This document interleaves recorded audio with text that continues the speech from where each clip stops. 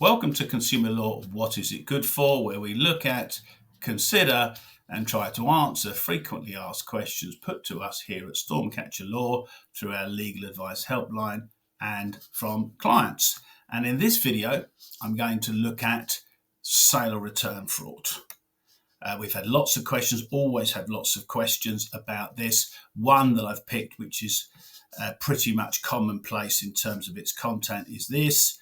I entered a sale or return agreement with the car dealership to advertise and sell my Mercedes AMG. The dealer sold my car and kept the money. What can I do?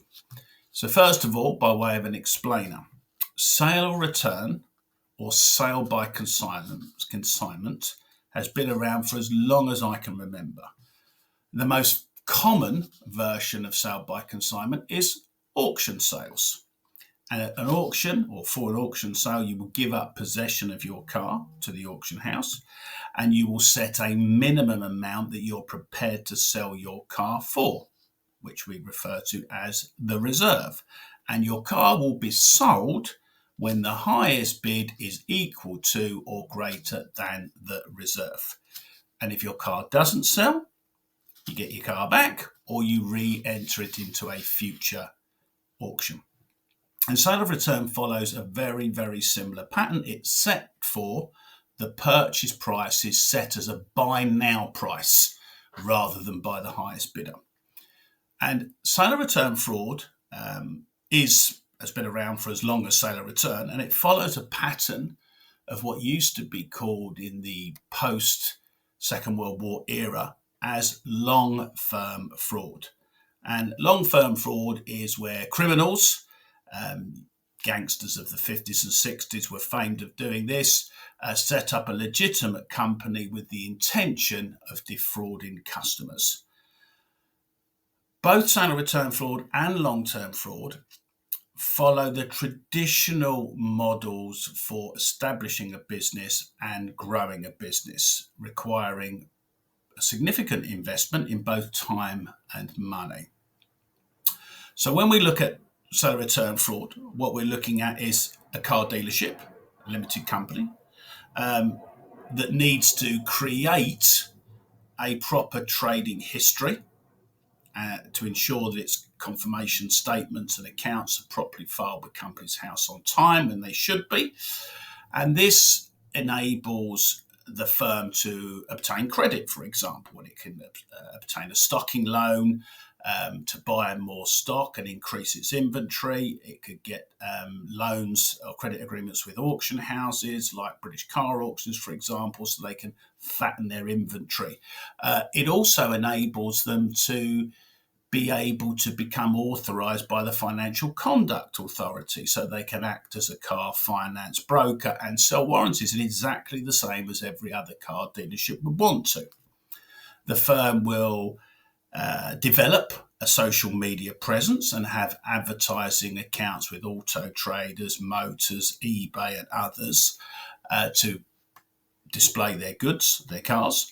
And they will also actively accumulate positive Google reviews, Trustpilot reviews, all of which is adding to the legitimacy and the trust that you need to have with this business. When the firm is up and running, they will actively canvass for sale or return business.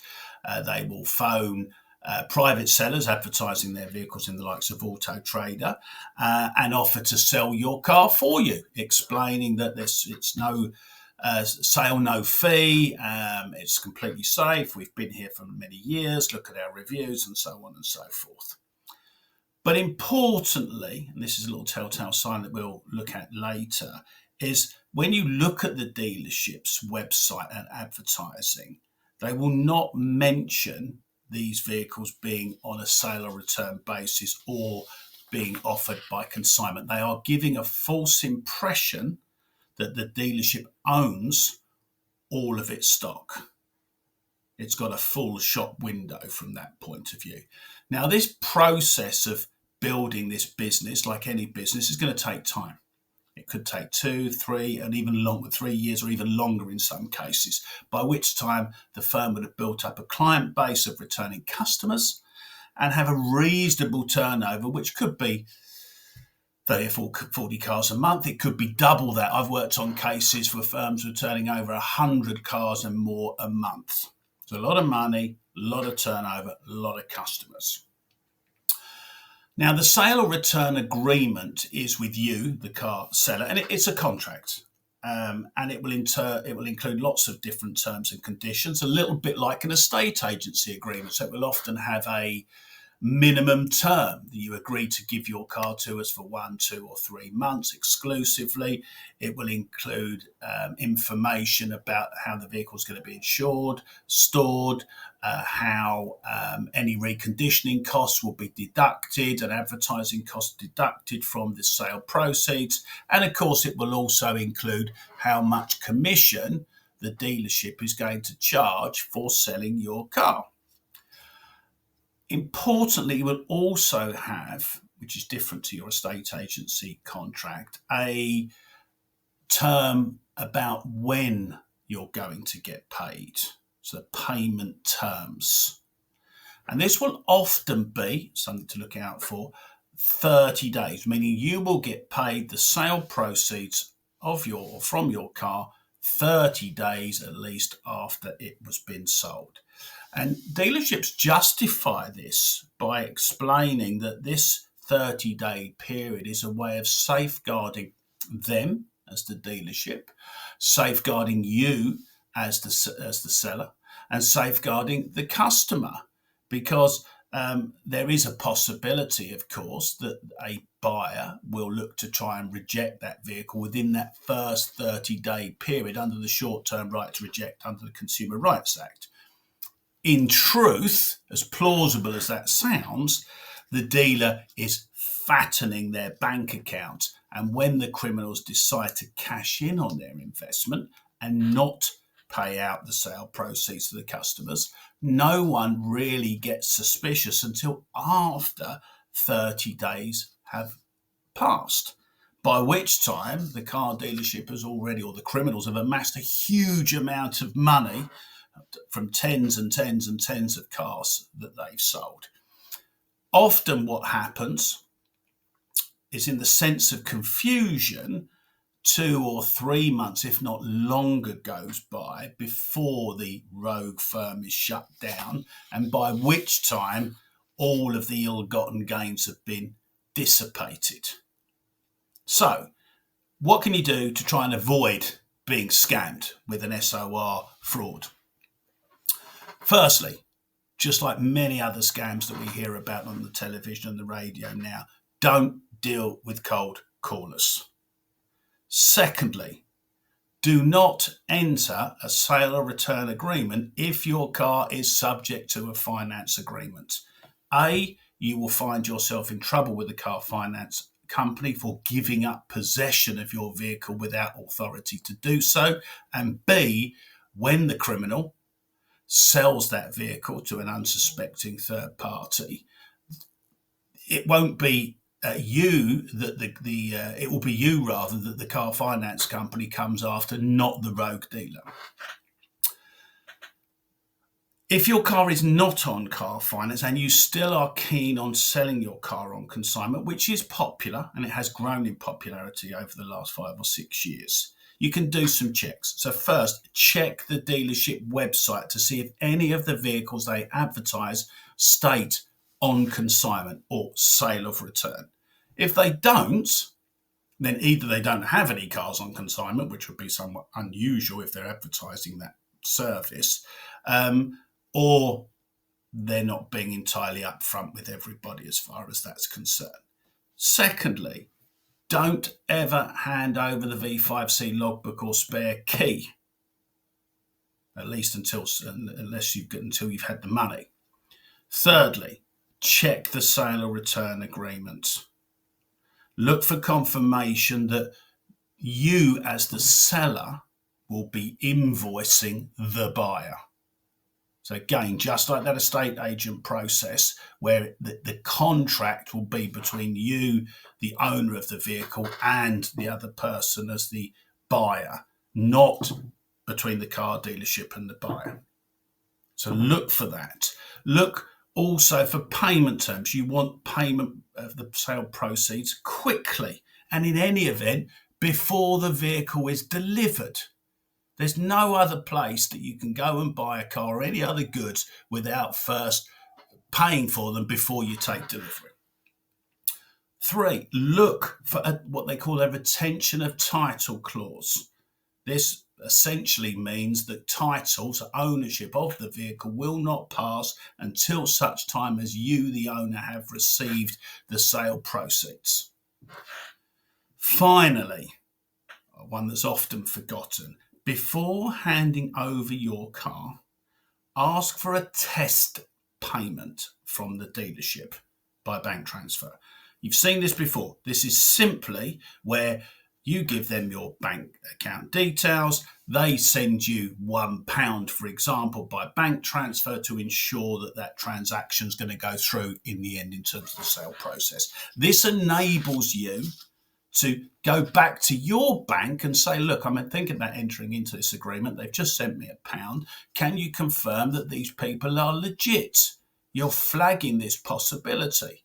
Okay. Also, it enables your bank to be able to trace funds that come in and go out from that account. So when you have a situation where you are giving your car to a third party on trust, the funds that come from that car, the sale proceeds, are also being held on trust. You want to be able to go to your bank and say, listen, I was promised £30,000 from this person.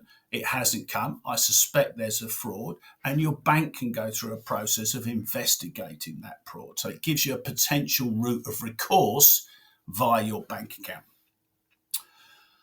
But what do you do if you've already entered the sale and return agreement and, as our questioner, they've sold the car and run off with the money? Now, the legal position is pretty straightforward. It's pretty common sense. It's a fraud. And the fraudster has received money they're not entitled to. That is unjust enrichment. Okay, so a civil version of fraud, if you like, from that point of view. But what do? Because by the time you're downwind of this situation, the criminals have had it on their toes, if you like. But there are 3 aspects that the criminal relies upon. Firstly, they're relying on the default position that the limited company will be responsible for the acts or omissions of that company. Okay, normal procedure. You've got a contract with a limited company. Your form of recourse will be the limited company, which, of course, by this time has been drained of any assets. 2, there will be possibilities, of course, for the directors of the company to be liable in deceit. However, the criminals have thought of this, so you tend to find that the director of these firms are patsies. They're put in place, they've not got property, they don't own their own homes, there's no other form of assets they have. They are literally there as a token, a figurehead, if you like, to manage the front line when the strings are being pulled by the criminals elsewhere. 3, they rely on the fact that police invariably will class this type of scenario as a civil action, a breach of contract, and they won't get involved. There are exceptions there, but I think the default position is all too often the police are disinterested because they view it as a civil matter. So these 3 things together create an opportunity for criminals to potentially get away with it. So what can you do? There are 2 key aspects. 1, you want to stop the firm trading, and 2, you want to follow the money. So, not in any order, but I'll just run through these 4 points. Number 1, contact Auto Trader. The email address is customersecurity@autotrader.co.uk. Explain to them you are a victim of fraud and the dealer has advertised and sold your car, Mercedes-Benz registration number XYZ, and has not given you the sale proceeds. You want to ask them, Auto Trader, for details of the advertiser, the identity of the person that holds that Auto Trader account. Now, often that will be the same as the limited company, which they've set up as a process of legitimising themselves. But also, it's not uncommon for that advertiser to be a person involved in this case. And maybe we've got 2 or 3 different sale or return frauds going on, and they've inadvertently or foolishly used their own name because Auto Trader require that identity check. So it's worth checking. Secondly, report the matter to the Financial Conduct Authority. Even if you've not involved in finance, you're not involved in any warranty sales, what Financial Conduct Authority will do will stop that business or authorization for that business, and they will publish on their website that this firm is a rogue firm and it's under investigation. That alerts the wider public, of course. 3, carry out a trace to see if you can find out the people behind the sale or return fraud and their address. And you can do this with many different ways. You can do this by what's called a reverse trace on a mobile phone number, or other forms of tracing that use email addresses, website addresses, for example. So there are different ways you can do that. There are lots of firms out there. One, for example, is findukpeople.com. For a fee, it can be quite low, £50. It can be up to a few £100. They can carry out traces on mobile telephone numbers and other information they may have about that company. And 4, of course, regardless of how lots of people perceive the reaction of the police to matters like this, report it to the police and get that crime number. They are the basics. Once you've got that, then give us a call here at Stormcatcher Law, 0333 700 7676, or email us at knowledge@stormcatcher.co.uk, and we'll try our best to give you some advice. I hope that's been helpful. Thanks for watching.